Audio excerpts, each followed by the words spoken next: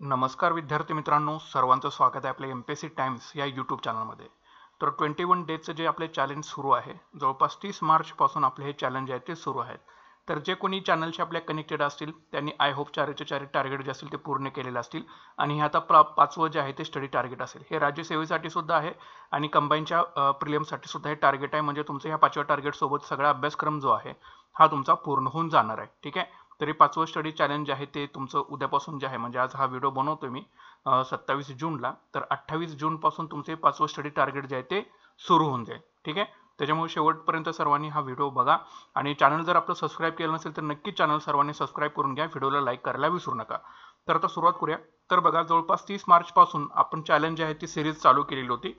तर त्याच्यामध्ये आता हे शेवटचं स्टडी चॅलेंज आहे, हे कंबाईन प्लस राज्यसेवेसाठी सुद्धा, दोघांसाठी सुद्धा हे चॅलेंज आहे ते आपण जे आहे ते देत होतो. ठीक आहे.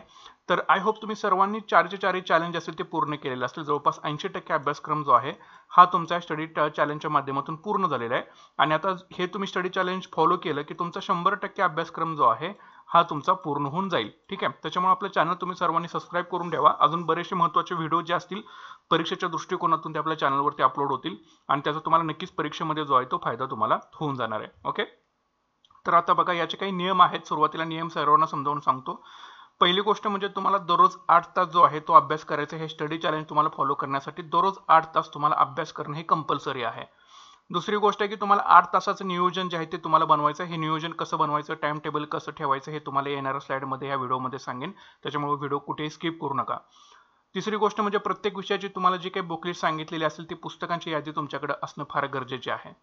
प्रत्येक दिवशी तुम्हाला प्रत्येक विषयाचा अभ्यासक्रम जो आहे हा या टार्गेटच्या माध्यमातून तुम्हाला पूर्ण करायचा असतो. परीक्षेमध्ये आपल्याला सगळे विषय हे एकत्रित 100 गुण मार्क्सची, कंबाईनसाठी 100 गुणांची मार्क्सची ही एकच प्रश्नपत्रिका राहते. त्याच्यामुळे त्याच्यामध्ये सगळे विषय राहतात. त्याच्यामुळे तुमचं माइंड अशा पद्धतीने तुम्ही ट्रेन करून घ्या की सगळे विषय आपण त्या दिवशी जे आहे ते आपलं मन जे आहे ते त्यासाठी तयार असलं पाहिजे. किंवा जर तुम्हाला याच्यामध्ये स्विच करायचं असेल, समजा 21 दिवस आहेत तर तुम्ही 4 दिवस किंवा 3 दिवस जे टार्गेट चॅप्टर सांगितलेलं त्याला 3 दिवस द्या. प्रत्येक विषयाला तुम्हाला डिवायडेशन करून ते करावं लागेल.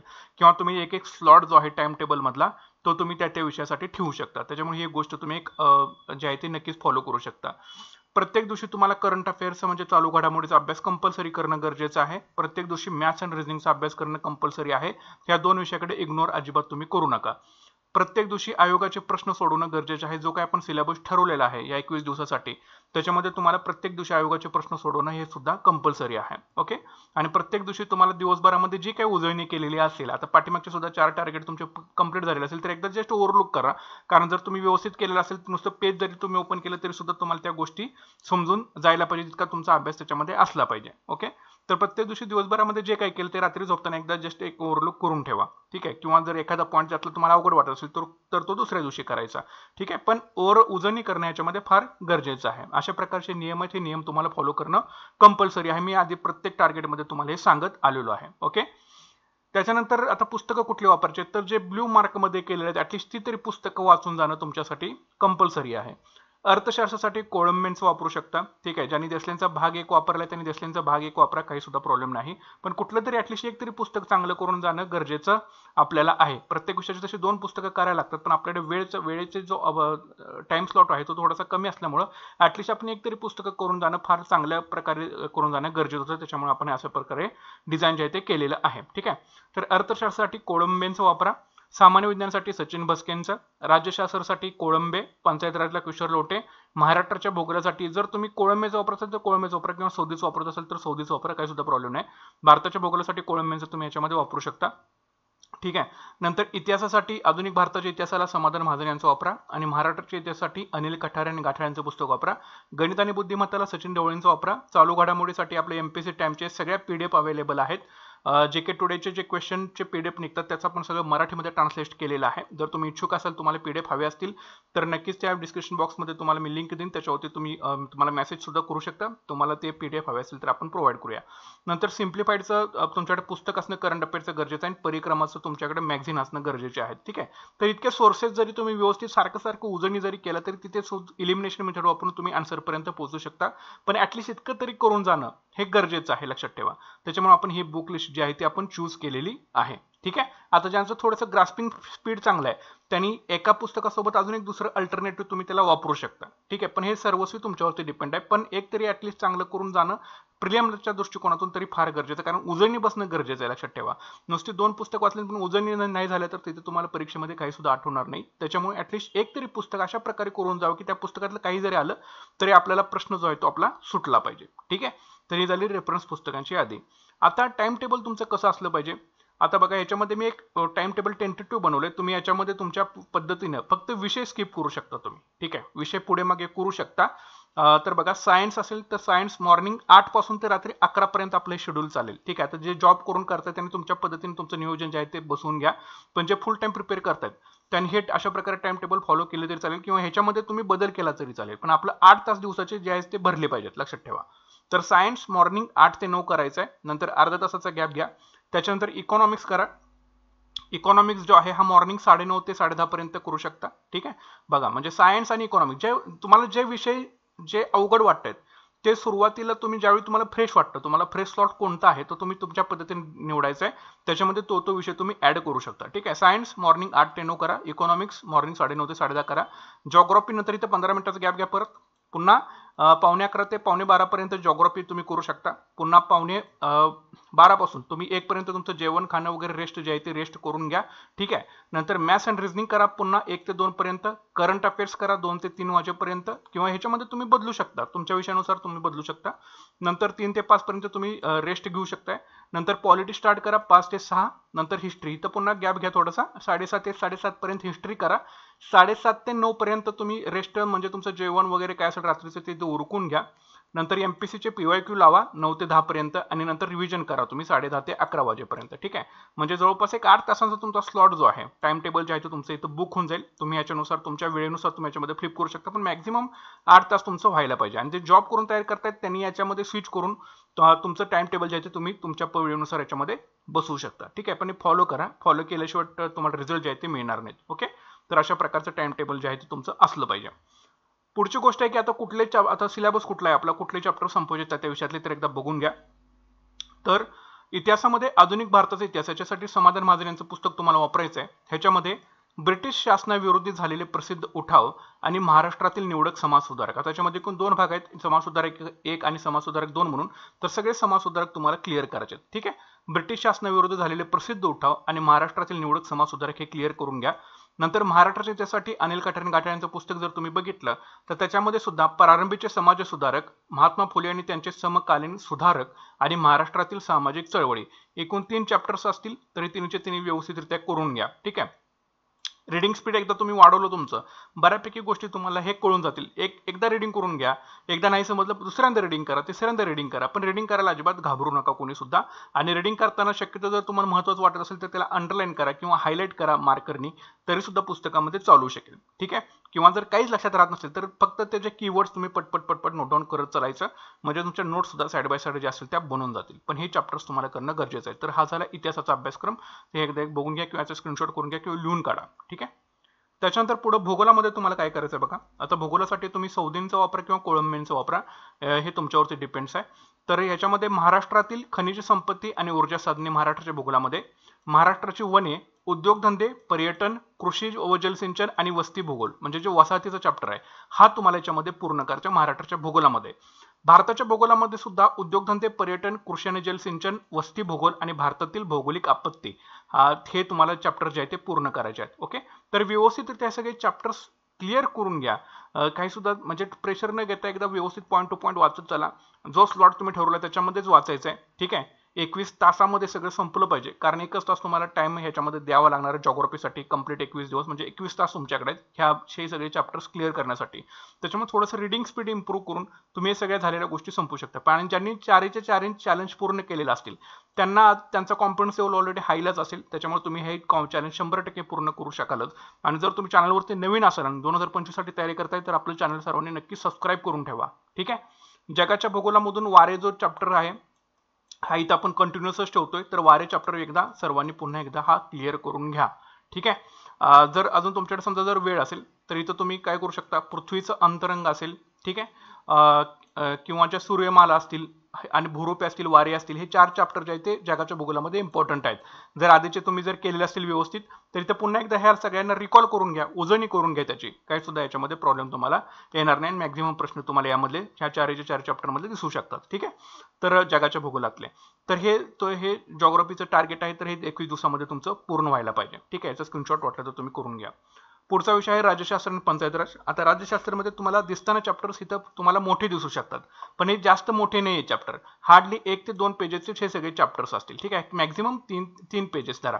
ठीक आहे, तर हे तुमचं होऊन जाईल, याच्यामध्ये काही सुद्धा प्रॉब्लेम येणार नाही. आणि ह्याच्यामध्ये ह्या चॅप्टर सोबतच तुमचं कोळंबीचं सगळं पुस्तक जे आहे हे तुमचं पूर्ण होतंय, लक्षात घ्या.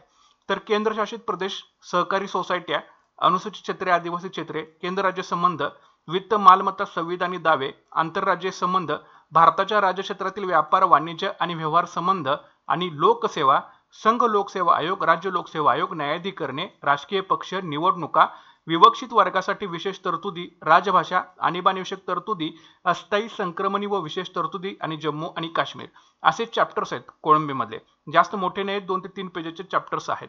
तर व्यवस्थित केअरफुली ऐका, ह्याच्यामध्ये डायरेक्ट ॲज इट इज प्रश्न येतात, लक्षात ठेवा. आणि हेच तुम्हाला मेन्सला सुद्धा करायचं आहे, कंबाईनच्या मेन्सला सुद्धा तुम्हाला हेच करायचं आहे. त्याच्यामुळे हे करताना व्यवस्थितरित्या चॅप्टर्स तुमचे व्हायला पाहिजेत. ठीक आहे, पंचायत राजासाठी किशोर लोटेंचं पुस्तक वापरायचं आहे. ह्याच्यामध्ये जे चॅप्टर्स उरलेत बघा, संकीर्ण माहिती, आयोग आणि समित्या, दुसऱ्या प्रशासकीय सुधारणा आयोगाच्या स्थानिक शासनाबाबतच्या शिफारशी, असे एकूण 3 चॅप्टर्स उरलेत. हे एकदा व्यवस्थितरित्या हे करून घ्या, म्हणजे तुमचं पंचायत राज सुद्धा सगळा सिलेबस क्लिअर होतोय. पॉलिटिक्स सगळे सिलेबस या टार्गेट सोबतच तुमच्या सगळे सिलेबस क्लिअर होऊन जाणार, लक्षात ठेवा. ठीक आहे, त्याच्यामुळे जे टार्गेट फॉलो केले त्यांना नक्कीच प्रिलिम्स तुम्हाला इझी जाईल. आणि जे आता फॉलो करू इच्छितात 25 साठी, तर त्यांनी सुद्धा आपले झालेले टार्गेट्स तुम्ही फॉलोअप करू शकता. ठीक आहे, तर हे पॉलिटी आणि पंचायत राजचं टार्गेट राहील 21 दिवसासाठी. पुढचा विषय आहे अर्थशास्त्र. अर्थशास्त्रासाठी कोळंबींचं एकच पुस्तक तुम्ही वापरा. तर याच्यामध्ये बघा, जर कोळंबी वापरत असेल तर कोळंबीच वापरा, देसले वापरत असेल तर देसले वापरा. ठीक आहे, फक्त चॅप्टर बघा त्याच्यामधून काय. आपण इथं कोळंबी वापरतोय म्हणून कोळंबीतले सगळे चॅप्टर्स आपण इथे घेतोय. तर याच्यामध्ये आंतरराष्ट्रीय वित्त पुरवठा संस्था, प्रादेशिक व्यापार करार, जागतिक व्यापार संघटना, भारतातील आर्थिक सुधारणा, किमती, कृषी क्षेत्र, उद्योग क्षेत्र, सेवा क्षेत्र आणि महाराष्ट्रातील पायाभूत संरचना. तर हे चॅप्टर्स आपले उरले होते. तर ह्या टार्गेट सोबतच तुमचे सगळेच्या सगळे चॅप्टर्स तुमचे होऊन जातील. ठीक आहे, आंतरराष्ट्रीय वित्त पुरवठा संस्था, प्रादेशिक व्यापार करार, जागतिक व्यापार संघटना, भारतातील आर्थिक सुधारणा, किमती, कृषी क्षेत्र, उद्योग क्षेत्र, सेवा क्षेत्र आणि महाराष्ट्रातील पायाभूत संरचना, हे महत्त्वाचे चॅप्टर्स होते. तर हे सगळे एकदा व्यवस्थितरित्या तुम्ही करून घ्या. ठीक आहे, तर हा झाला इकॉनॉमिक्सचा जे आहे ते टार्गेट. नंतर आता सामान्य विज्ञानामध्ये बघा, सामान्य विज्ञानासाठी तुम्हाला सचिन भस्केंचं पुस्तक वापरायचं आहे. ॲटलिस्ट एक तरी पुस्तक करून जाणं गरजेचं आहे. तर प्राणीशास्त्र आणि जीवशास्त्रामध्ये अनुवांशिकता, जैवतंत्रज्ञान आणि उपयोजन, मानवी कल्याणासाठी सूक्ष्मजीवांचा वापर आणि उत्क्रांती, हे 4 चॅप्टर प्राणीशास्त्र आणि जीवशास्त्रामध्ये महत्त्वाचे आहेत. तर 4 चॅप्टर उरले होते, हे सगळे एकदा करून घ्या, म्हणजे याचा सिलेबस जो आहे तो पूर्ण होऊन जाईल. वनस्पतीशास्त्रामध्ये आपण सगळे चॅप्टर्स ऑलरेडी कंप्लीट केलेले आहेत, त्याची एकदा उजळणी करून घ्या. मानवी आरोग्यशास्त्राचे सुद्धा सगळे चॅप्टर झालेले आहेत, त्याची उजळणी करून घ्या. भौतिकशास्त्रामध्ये चुंबकत्व, तारे आणि आपली सूर्यमाला, विद्युत चुंबकीय पट्टा आणि आण्विक भौतिकशास्त्र, हे 4 चॅप्टर्स व्यवस्थितरित्या करून घ्या. आणि रसायनशास्त्रामध्ये संकीर्ण रसायनशास्त्र आणि सेंद्रिय रसायनशास्त्र, असे शेवटचे 2 चॅप्टर्स आहेत, हे व्यवस्थितरित्या करून घ्या, म्हणजे तुमचं सामान्य विज्ञानाचा सुद्धा सिलेबस जो आहे तो सगळा पूर्ण होऊन जाईल. ठीक आहे, तरी झालं सामान्य विज्ञानाचं तुमचं टार्गेट. त्याच्यानंतर पुढचा विषय आहे गणित आणि बुद्धिमत्ता. गणित आणि बुद्धिमत्ताला तुम्हाला सचिन ढवळींचं पुस्तक वापरायचं आहे. तर गणितामध्ये संभाव्यता, भूमिती, माहितीचं पृथक्करण म्हणजे डाटा इंटरप्रिटेशन, सरळ रूप देणे, घातांक आणि करणे, मग इंडायसेस आणि सड जे असतात, तर ते चॅप्टर्स म्हणजे एकूण 5 चॅप्टर जे उरले होते, हे सगळ्या एकदा करून घ्या त्या गणितामधून. आणि बुद्धिमत्तेमध्ये वेन आकृत्या, लयबद्ध अक्षर मालिका, सांकेतिक भाषा आणि गाळलेली पदे शोधणे, हे 4 चॅप्टर्स बुद्धिमत्तेचे आहेत. तर हे व्यवस्थितरित्या करून घ्या, म्हणजे तुमचे गणित आणि बुद्धिमत्ता सुद्धा मॅक्झिमम क्लिअर होऊन जातं. ठीक आहे, तर जे कोणी फॉलो करतात त्यांना निश्चितपणे बऱ्यापैकी तुमचं गणित आणि बुद्धिमत्ता झालेलं असेल, तर हे उरलेलं तेवढं व्यवस्थितरित्या करून घ्या, म्हणजे तुमचे मॅथ्स अँड रिजनिंगला सुद्धा तुमचा चांगला स्कोअर जो आहे हा निश्चितपणे येऊन जाईल. तरी तुमचं गणित आणि बुद्धिमत्ताचं टार्गेट आहे. पुढचा विषय चालू घडामोडीचा. चालू घडामोडीला तुम्हाला आपल्या एमपीएससी टाइमच्या पीडीएफ असतील, सिम्प्लिफाईडचं पुस्तक असेल, करंट अफेअर्स, परिक्रमाचे मॅगझिन असेल, एवढे सोर्सेस फक्त तुम्हाला याच्यामध्ये वापरायचे आहेत. ठीक आहे, तर आता परिक्रमा तुम्हाला जानेवारी 2024 ते आता पाठीमागच्या 4 टार्गेटमधून आपण डिसेंबर 2023 पर्यंत सगळं करंट अफेअर्स क्लिअर केलेलं आहे. आता तुम्हाला डायरेक्टली एकच मोठं चॅलेंज देतोय, जानेवारी 24 पासून जून 2024 पर्यंतचे सगळे जे सिम्प्लिफाईडचं पुस्तक असेल किंवा परिक्रमाचं मॅगझिन असेल किंवा आपले एमपीएससी टाइमचे जे के टोडीचे मॅगझिन्स असतील मराठीमधले, ते तुम्ही इथे वाचू शकता. ठीक आहे, तर याच्यामध्ये जीके टुडेचे आपण जे क्वेश्चन आन्सर असतात एका महिन्यामध्ये 240 क्वेश्चन्स असतात जीके टुडेमध्ये, आणि ह्यातले तुम्हाला माहिती आहे कंबाईनच्या परीक्षेमध्ये 60 to 70% डायरेक्टली क्वेश्चन हे जीके टुडेमधून येतात. तेच आपण ट्रान्सलेशन करून PDF त्याच्या बनवलेले आहेत. जर तुम्ही इच्छुक असाल तर तुम्ही जे आहे ते तुम्हाला डिस्क्रिप्शनमध्ये लिंक देईन, त्याच्यावरती तुम्ही क्लिक करून तुम्ही हे घेऊ शकता. ठीक आहे. तर हे सगळं जानेवारी 2024 ते जून 2024 पर्यंत हे सगळं तुम्हाला करंट अफेअर्स जे आहे ते व्यवस्थितरित्या तुम्हाला क्लिअर आउट करायचं आहे. तर हे तुमचं टार्गेट राहील. त्याच्यानंतर आता राज्यसेवेच्या मुलांनी बघा प्राचीन आणि मध्ययुगीन भारताचा इतिहास आणि पर्यावरण हे आपल्या राज्यसेवेला एक 2 विषय आहेत सेपरेट. आता कंबाईनच्या मुलांनी करण्याची गरज नाही, फक्त राज्यसेवेच्या मुलांनी करा. तर प्राचीन भारताच्या इतिहासासाठी पाषाण युग आणि ताम्रपाषाण युग, लौकिक साहित्याचा काळ आणि प्राचीन भारतीय समाजातील परिवर्तन हे 3 चॅप्टर्स करायचे आहेत. कशातून करायचं आहे? विठ्ठल पुंगळे यांच्या पुस्तकातून करायचे आहेत. वेदिका पब्लिकेशन यांचं पुस्तक आहे. विठ्ठल पुंगळे त्याचे लेखक आहेत. प्राचीन मध्ययुगीन भारतासाठी एक पुस्तक केलं तर इनफ आहे. आणि प्लस जर तुमच्याकडे वेळ असेल तर तुम्ही लुसेंट या पुस्तकामधून प्राचीन आणि मध्ययुगीन भारताच्या इतिहासासाठी एक रिव्हिजनसाठी, शॉर्ट रिव्हिजनसाठी हे वापरू शकता. पण जर तुम्ही विठ्ठल पुंगळे जर केलेलं असेल तर हे करण्याची काही गरज नाही. ठीक आहे. तर हे 3 चॅप्टर व्यवस्थितरित्या करून घ्या. आणि मध्ययुगीन भारताच्या इतिहासामधून इस्लामचा उदय आणि अरबांचा सिंध विजय आणि भारतात तुर्कांचं आगमन हे 2 चॅप्टर्स व्यवस्थित करून घ्या. म्हणजे तुमचा प्राचीन मध्ययुगीन भारताच्या इतिहासाचा सिलेबस जो आहे हा कम्प्लिटली पूर्ण होऊन जातोय. ठीक आहे. त्याच्यानंतर आता पर्यावरण विषय. पर्यावरणासाठी तुम्हाला तुषार घोरपडेंचं पुस्तक वापरायचं आहे. आणि याच्यामध्ये बघा आता कुठले चॅप्टर्स उरलेत? परिस्थितिकी विज्ञान, जैवविविधता संकल्पना आणि महत्त्व, भारतातील जैवविविधता वितरण, वन्यजीव संवर्धन, महाराष्ट्रातील वन्यजीवन, भारतातील वन संसाधने आणि प्रदूषण. फक्त इतकंच चॅप्टर जे आहेत हे उरलेले तुषार घोरपडेंच्या पुस्तकामधून. तर हे एकदा व्यवस्थितरित्या सगळे चॅप्टर्स वाचून घ्या. म्हणजे तुमचा पर्यावरणाचा सुद्धा सिलेबस जो आहे हा कम्प्लिटली या 5व्या स्टडी टार्गेटच्या माध्यमातून तुमचा पूर्ण होऊन जाणार आहे. ठीक आहे. त्याच्यामुळं ह्या टार्गेट सोबतच तुमचा जो सगळा अभ्यासक्रम जो आहे, ठीक आहे, राज्यसेवेच्या पूर्व परीक्षेचा असेल. आता राज्यसेवेच्या पूर्व परीक्षेमध्ये सीसॅटचा आपण जो आहे, सीसॅट मध्ये फक्त गणित आणि बुद्धिमत्ताचा सिलेबस याच्यामध्ये कव्हर झालेला आहे. बाकीची पॅसेजेसची वगैरे प्रॅक्टिस आहे तुम्हालाच करायची आहे कम्प्लिटली. ठीक आहे. त्याच्यामध्ये आपण काही ते घेतलेलं नाहीये. पण जो पहिला पेपर आहे राज्यसेवेच्या पूर्व परीक्षेचा पहिला पेपर, ज्याच्यावरती तुम्ही तुमचं ठरणार. आता सीसॅट पेपर क्वालिफाईंग झालेला आहे, तो क्वालिफाय झाला की पहिल्या पेपरवरतीच तुमचं मेरिट ठरतं. आणि जो पहिल्या पेपरचा सिलेबस जो आहे तो आपण या स्टडी चॅलेंजच्या माध्यमातून 5च्या 5 आपण जो आहे तो क्लिअर आउट केलेला आहे. ठीक आहे. जे पहिल्यापासून फॉलो करत असेल त्यांना निश्चित त्याचा फायदा जो आहे हा होणार आहे. ओके. तर हे अशा प्रकारचं चॅलेंज आहे. तर तुम्ही चॅलेंज ऍक्सेप्ट करायला जर रेडी असाल तर चॅलेंज ऍक्सेप्टेड म्हणून लिहा कॉमेंट सेक्शनमध्ये. म्हणजे नक्कीच मला समजेल की तुम्ही जे आहे ते तुम्हाला एखादी पोस्ट काढण्यासाठी तुम्ही निश्चितपणे सजग आहात. ठीक आहे. त्याच्यामुळे नक्की तुम्ही चॅलेंज ऍक्सेप्ट करून घ्या. आणि चॅनल आपलं सबस्क्राईब करायला कोणीही विसरू नका. अजून बरेचसे व्हिडिओज तुम्हाला एक्झामची पॉईंट ऑफ व्ह्यूशी रिलेटेड तुम्हाला आपल्या चॅनलवरती भेटतील. त्याच्यामुळे नक्की चॅनल सबस्क्राईब करून घ्या, व्हिडिओला लाईक करा आणि शेअर करायला अजिबात विसरू नका. तर भेटूयात आता पुढच्या व्हिडिओ सेशनमध्ये. Thanks for watching guys and all the best.